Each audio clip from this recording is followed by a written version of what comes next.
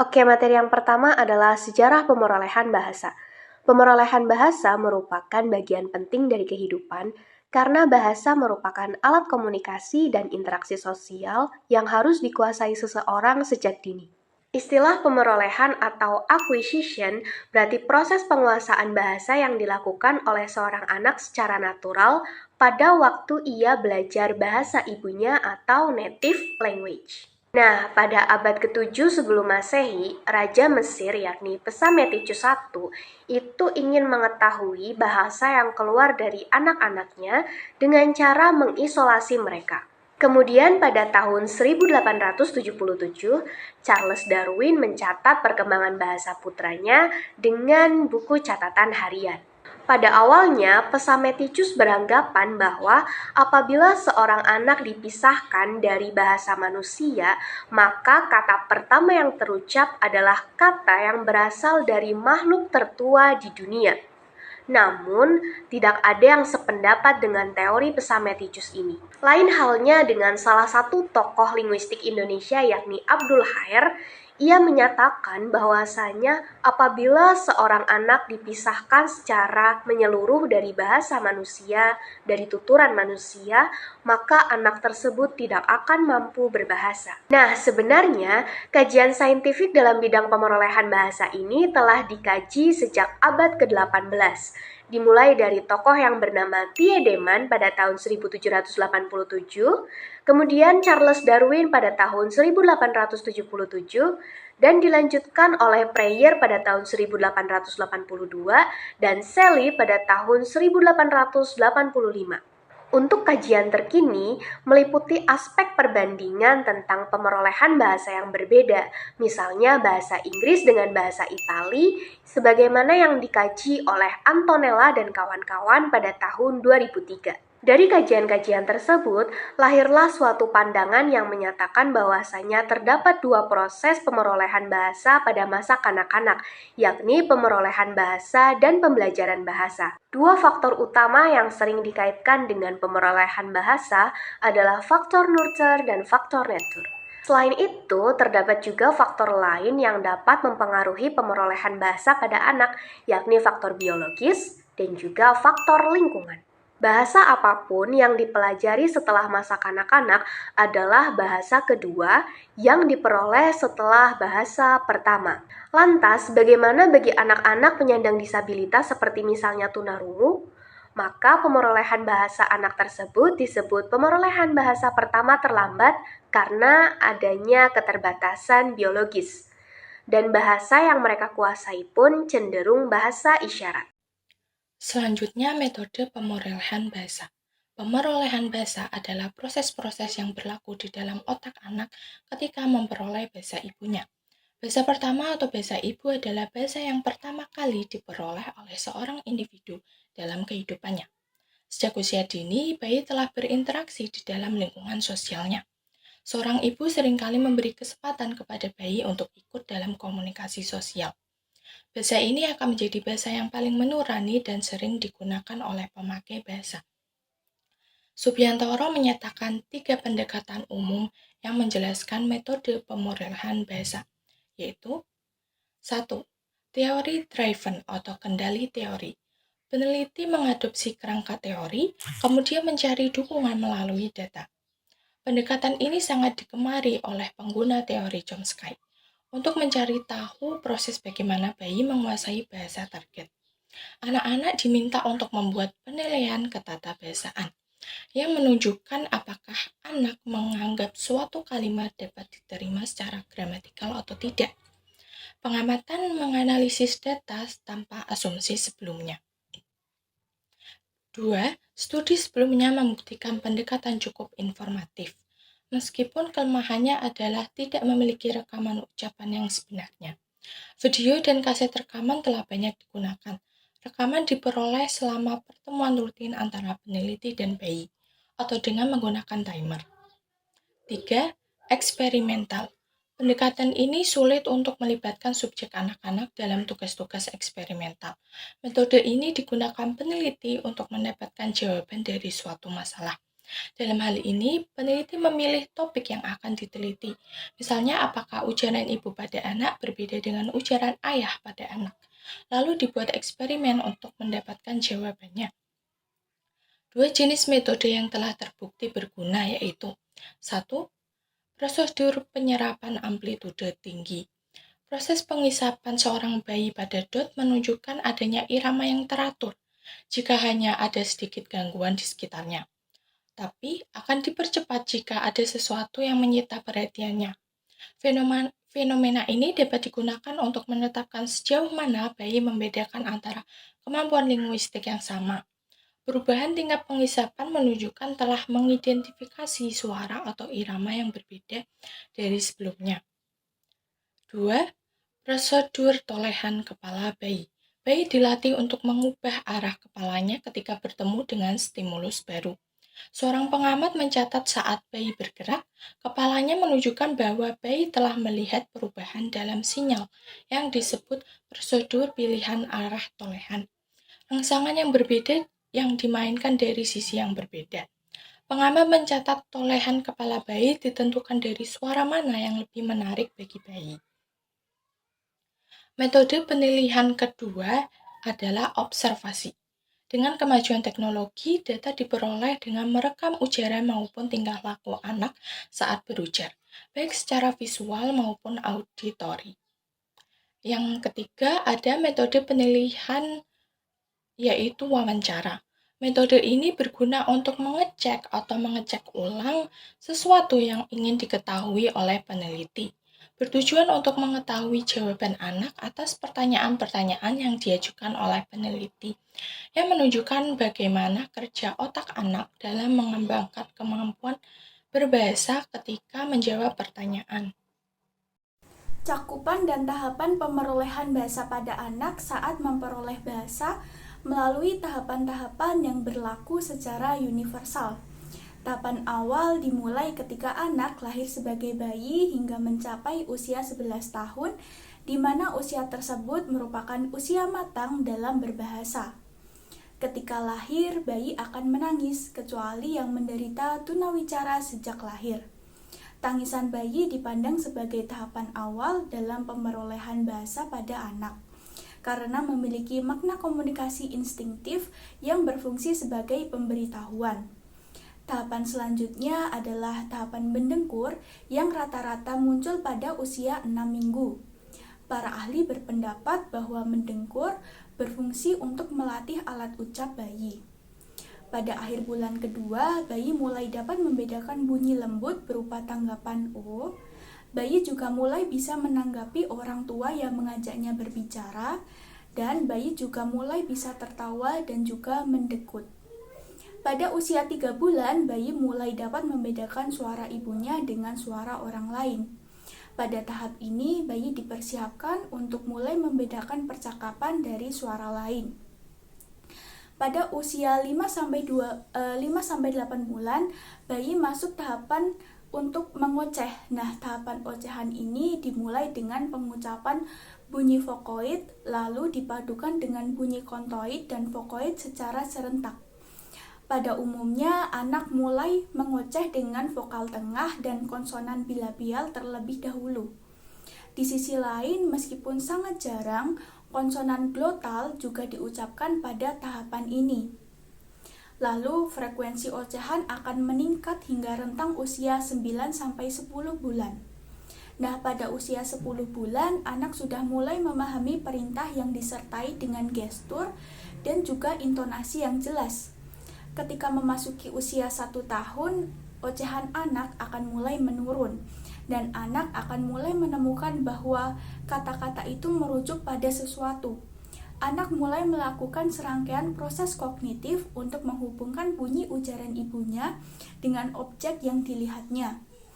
Pada usia 1,5 tahun sampai 2 tahun, anak akan menguasai rata-rata 50 kosakata. Anak juga sudah mulai menggunakan kalimat kompleks pada usia 3 tahun. Nah, pada usia ini, anak menggunakan kalimat majemuk setara dan juga kalimat majemuk bertingkat, seperti pada contoh kalimat Boni main bola dan tongkat. Eca minum susu biar sehat. Kemahiran penggunaan kalimat tersebut seiring dengan semakin banyaknya anak menguasai kosakata. Pada usia 3 tahun, anak juga sudah mulai membentuk konstruksi gramatikal secara lebih jelas, bahkan bagi orang yang baru dikenal. Konstruksi kalimat masih belum bervariasi, meskipun demikian, anak sudah mulai mampu berbicara secara baik untuk beberapa topik. Selanjutnya memasuki tahapan pada usia 4-5 tahun. Anak sudah menguasai secara tuntas semua bunyi yang esensial.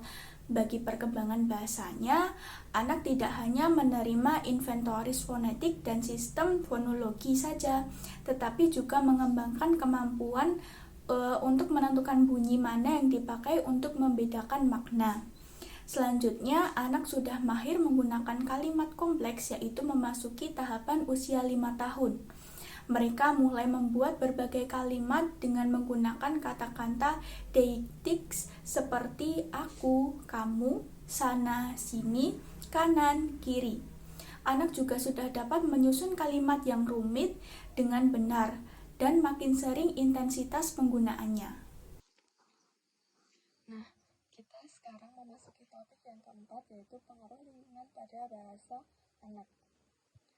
Nah, lingkungan ini penting bagi pemerolehan bahasa pada anak. Yang pertama, rangsangan lingkungan kepada bahasa memacu alat pemerolehan bahasa. Kemudian yang kedua, rangsangan bahasa menyajikan data linguistik agar mekanisme bawaan dapat dilakukan, karena untuk pemunculan bahasa diperlukan data linguistik yang dapat diproses oleh mekanisme bawaan. Nah, ada dua pendekatan mengenai pengaruh lingkungan terhadap pemerolehan bahasa anak, tetapi berbeda dalam penekanannya, yaitu pendekatan behavioristik dan pendekatan metalistik. Yang pertama, pendekatan behavioris percaya bahwa belajar bahasa seperti halnya belajar yang lainnya terjadi sebagai hasil interaksi antara lingkungan dan potensi umum untuk belajar.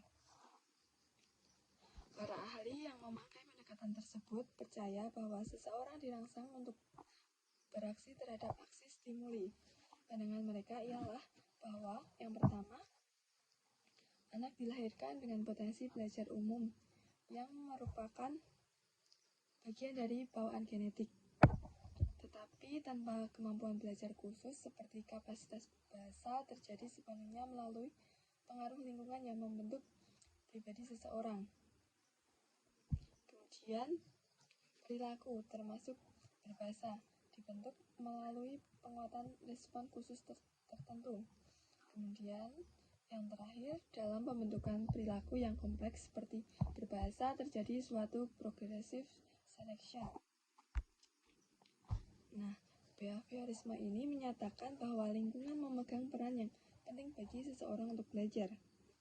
Tidak ada yang menyangkal bahwa terdapat orang-orang penting dalam dunia anak-anak seperti orang tua, guru, dan teman-teman sebaya yang berperilaku merangsang baik secara positif seperti senyuman, pelukan, penghargaan, atau juga negatif seperti marah, larangan, dan bentakan. Namun, ternyata banyak sarjana bahasa yang mendasarkan pada pandangan behavioris ini mengalami jalan buntu karena tidak dapat menjawab beberapa masalah. Kemudian pandangan tentang pemerolehan bahasa yang lebih maju ialah Inatis, Reatis, dan Navitis.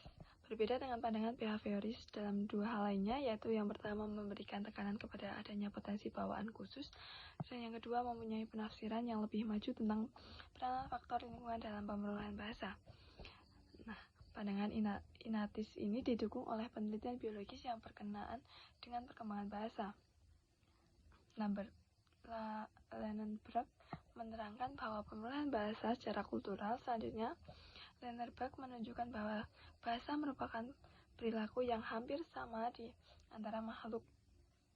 Kemudian, yang kedua, tidak memiliki petunjuk yang jelas kapan permulaan evolusinya. Kemudian yang ketiga, menunjukkan fakta adanya kecenderungan bawaan seperti manusia secara biologis dibentuk untuk suatu model daya penggerak tertentu. Dan untuk komunikasi simbolis melalui bahasa. Kemudian ternyata memiliki keterkaitan organik, adanya keterkaitan perkembangan bahasa dan tingkat perkembangan fisik seperti koordinasi motorik, struktur, dan perubahan biokimiawi dalam otak. Nah, lingkungan penting bagi pemerolehan bahasa karena yang pertama, rangsangan lingkungan kepada bahasa memacu alat pemerolehan bahasa. Kemudian yang kedua, rangsangan bahasa menyajikan data linguistik agar mekanisme bawaan dapat dilakukan karena untuk pemunculan bahasa diperlukan data linguistik yang dapat diproses oleh mekanisme bawaan tersebut. Pandangan Inatis mengalami kemajuan dalam menafsirkan peranan lingkungan. Lingkungan dapat memacu alat pemerolehan bahasa anak-anak. Nah, melalui interaksi dalam lingkungan, bukan semata-mata searah dan eksternal. Menurut pandangan ini, interaksi mengandung makna bahwa hubungan anak dan lingkungan berlangsung dua arah. Anak tidak hanya ditentukan dan dibentuk oleh lingkungan, tetapi ia juga menentukan, memilih, membentuk, mengubah, dan dalam beberapa hal ia mengontrolnya untuk digunakan dalam proses belajar berikutnya. Nah, anak ini aktif memanfaatkan, mempengaruhi, dan mengontrol. Misalnya, yang pertama, anak-anak mempengaruhi cara ibunya berbicara kepadanya. Anak juga suka memaksa kehendaknya. Kemudian yang kedua, anak secara aktif memperhatikan bagaimana bunyi bahasa yang didengarnya berhubungan dengan sesuatu yang dirujuknya. Lalu, ia akan bertanya, apa ini, apa itu, mengapa begini, mengapa begitu, untuk apa ini, untuk apa itu, dan lain sebagainya. Data yang diperolehnya itu akan digunakan dalam proses belajar berikutnya. Kemudian aktivitas anak dalam menggunakan sesuatu termasuk memanfaatkan orang penting dalam membangun pengertian dasar. Misalnya ia mengekspresikan dahulu dengan gerakan atau peragaan tertentu, kemudian ia berbicara. Baik, untuk yang selanjutnya yaitu terkait proses pemerolehan bahasa pertama anak. Perolehan bahasa adalah proses yang berlangsung terhadap anak-anak yang belajar menguasai bahasa pertama atau bahasa ibunya. Sedangkan pembelajaran bahasa berkenaan dengan pemerolehan bahasa kedua, di mana bahasa diajarkan secara formal kepada anak. Terdapat 4 tahap pemerolehan bahasa pertama pada anak. Yang pertama adalah tahap pemerolehan kompetensi dan performansi. Kompetensi adalah pengetahuan tentang gramatika bahasa ibu yang dikuasai anak secara tidak sadar. Gramatika itu sendiri terbagi atas 3 komponen, yaitu semantik, sintaksis, dan fonologi yang diperoleh secara bertahap.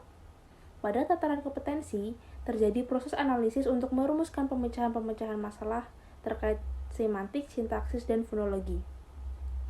Sebagai pusat pengetahuan dan pengembangan kebahasaan dalam otak anak, kompetensi memerlukan bantuan performansi untuk mengatasi masalah kebahasaan pada anak. Performansi adalah kemampuan seorang anak untuk memahami atau mengkodekan dalam proses reseptif dan kemampuan untuk menuturkan atau mengkodekan dalam proses produktif. Sehingga dapat kita gambarkan bahwa kompetensi merupakan bahannya dan performansi merupakan alat yang menjadi jembatan antara bahan dengan perwujudan fonologi bahasa. Yang kedua yaitu tahap pemerolehan semantik. Pemerolehan sintaksis bergantung pada pemerolehan semantik. Struktur pertama diperoleh oleh anak bukanlah struktur sintaksis, melainkan makna ataupun semantik. Sebelum mampu mengucapkan kata sama sekali, anak-anak rajin mengumpulkan informasi tentang lingkungannya. Anak-anak dapat menyusun fitur-fitur semantik secara sederhana terhadap kata-kata yang dikenalnya. Hal yang dipahami dan dikumpulkan oleh anak itu akan menjadi pengetahuan tentang dunianya. Pemahaman makna merupakan dasar pengujaran tuturan. Salah satu bentuk awal yang dikuasai oleh anak adalah nomina atau kata benda, seperti menyebutkan kata-kata benda yang ada di sekitarnya seperti meja, kursi, kasur, dan yang lainnya. Sedangkan yang kedua yaitu verba atau kata kerja. Biasanya anak-anak dapat menyebutkan kata kerja seperti makan, minum, dan mandi. Yang ketiga adalah tahap pemerolehan sintaksis. Pemerolehan sintaksis merupakan kemampuan anak untuk mengungkapkan sesuatu dalam bentuk konstruksi ataupun susunan kalimat. Konstruksi itu dimulai dari rangkaian 2 kata. Konstruksi 2 kata tersebut merupakan susunan yang dibentuk oleh anak untuk mengungkapkan sesuatu ataupun dibentuk oleh anak untuk memproduksi bahasa sasaran yang mewakili apa perasaannya ataupun apa yang dia maksud. Contohnya seperti kata ayah datang, ayah pergi, ibu masak, ibu makan, dan yang lainnya. Dan yang terakhir adalah tahapan pemerolehan fonologi. Secara fonologis, anak yang baru lahir memiliki perbedaan organ bahasa yang sangat terlihat dibandingkan orang dewasa. Berat otaknya hanya 30% dari ukuran orang dewasa, dan rongga mulut yang masih sempit hampir dipenuhi oleh lidah. Bertambahnya umur akan melebar rongga mulut, dan pertumbuhan ini memberikan ruang gerak yang besar bagi anak untuk menghasilkan bunyi-bunyi bahasa. Pemerolehan fonologi atau bunyi-bunyi bahasa diawali dengan pemerolehan bunyi-bunyi dasar.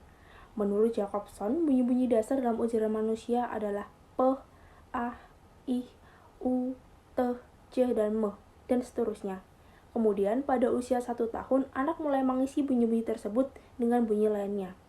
Misalnya, bunyi p dikombinasikan dengan bunyi menjadi pa, dan bunyi m dikombinasikan dengan bunyi a menjadi m. Setelah anak mampu memproduksi bunyi, maka seiring dengan berjalannya waktu, anak akan lebih mahir dalam memproduksi bunyi. Hal ini dipengaruhi oleh pengaruh lingkungan, kognitif, dan juga alat ucapnya. Baiklah teman-teman, jadi kesimpulan dari materi yang telah kami sampaikan adalah pemerolehan bahasa pada anak merupakan proses alami yang dimulai sejak bayi hingga umur 3-6 tahun dan melibatkan 2 proses, yakni pemerolehan bahasa dan proses pembelajaran bahasa.